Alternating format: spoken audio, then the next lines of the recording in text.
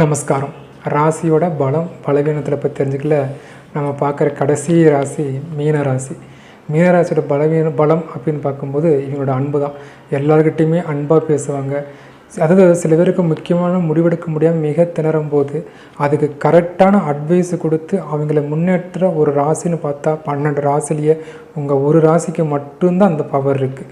ஒரு வாழ்க்கையை முன்னேற்றின ஒரு மீனராசிக்காரன் ஒருத்தரை கூட வச்சுட்டா போதும் நிற்க வாழ்க்கையில் அடுத்தவங்க சக்ஸஸ் ஆகிடலாம். அப்போது அடுத்தவங்களுக்கு மட்டும் இல்லாமல் அழகாக அன்பு காட்டுறது, நிறைய நட்பு வட்டங்களை இவங்க உருவாக்கிப்பாங்க. மீனராசிக்காரங்களுக்கு எங்கே போனாலும் நட்பு வட்டம் இருக்கும். அதுவும் நீண்ட கால நட்பு. அந்த நட்பு எப்படின்னா அதிகமாக உதவி செய்கிற நட்புகள் இருக்கும். இந்த மாதிரி அமைப்பில் இருக்கிற ராசிக்காரங்க மீனராசிக்காரங்க சொல்லலாம். இவங்க பலவீனம் அளவுக்கு அதிகமான கருணை.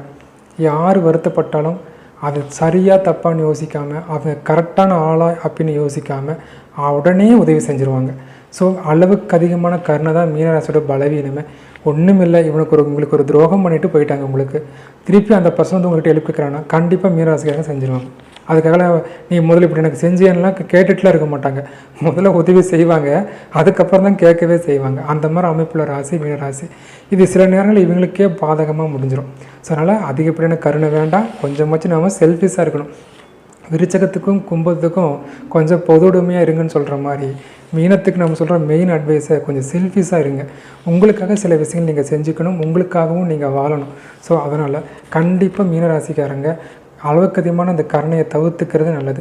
இவங்களுக்கான பரிகாரம் அப்படின்னு பார்க்கும்போது நீர் நிலைகளில் உள்ள கோயில், அடிக்கடி ஆறு, அருவி, கடல் பகுதியில் குளிக்கிறது, ஸ்நானம் பண்ணிக்கிறது ரொம்ப முக்கியம்.